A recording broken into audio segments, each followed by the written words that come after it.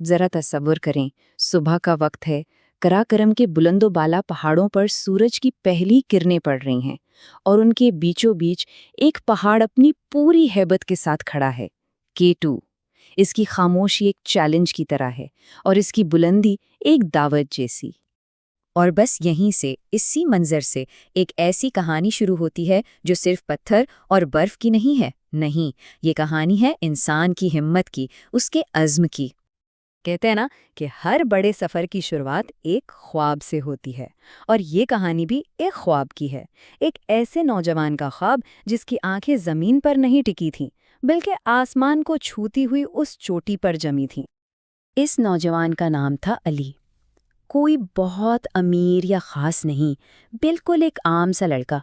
वसाइल यानी पैसे और सामान तो ज़्यादा नहीं थे उसके पास, लेकिन हाँ, एक चीज़ थी जो इन पहाड़ों से भी ऊंची थी, और वो था उसका हौसला।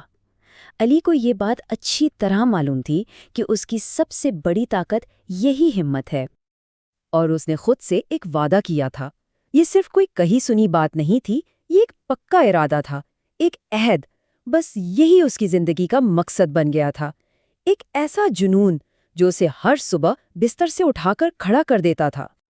देखिए, ख्वाब देखना तो बहुत आसान होता है ना? लेकिन उस ख्वाब को सच करने का जो रास्ता है ना, वो हमेशा मुश्किलों से भरा होता है। और जब बात हो K2 की, तो इसका रास्ता तो खैर दुनिया के सबसे मुश्किल रास्तों में से एक माना जाता। तो बस सफ़र शुरू हुआ, और जैसे ही शुरू हुआ समझें कि हर कदम एक जंग की तरह था। केटू कोई आम पहाड़ थोड़ी है, वो तो एक बेरहम इम्तिहान है जो हर कदम पर अली और उसकी पूरी टीम का हौसला आजमा रहा था। एक तरफ पैरों के नीचे से फिसलती हुई बर्फ जो किसी भी लम्हे मौत का पैगाम बन सकती थी। दूसरी तरफ वो तूफानी हवाएं, ऐसी ठंडी हवाएं जो सीधा हड्डियों तक में घुस जाती थीं और जिस्म की सारी ताकत जैसे निचोड़ लेती थीं।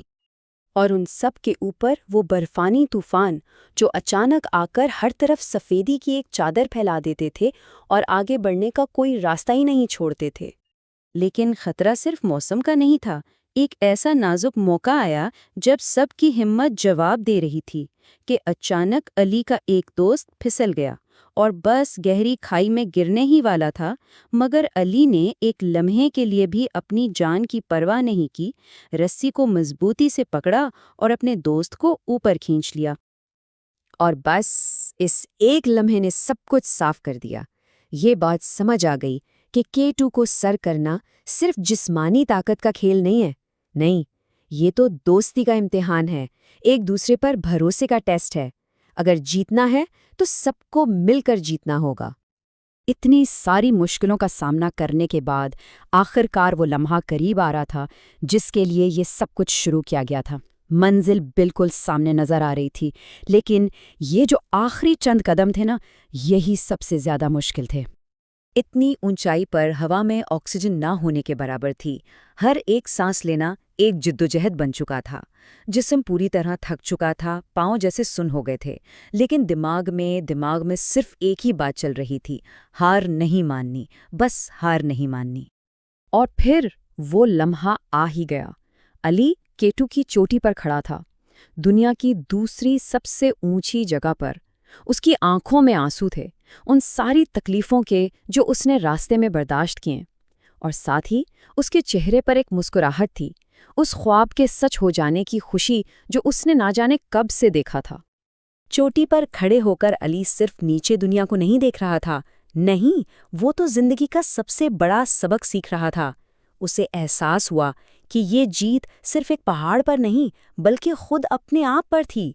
ये इस बात का सबूत था कि अगर मेहनत और सब्र हो तो हर पहाड़, हर मुश्किल को जीता जा सकता है। लेकिन दिलचस्प बात यह है कि अली का असल सफ़र तो चोटी पर पहुंचने के बाद शुरू हुआ।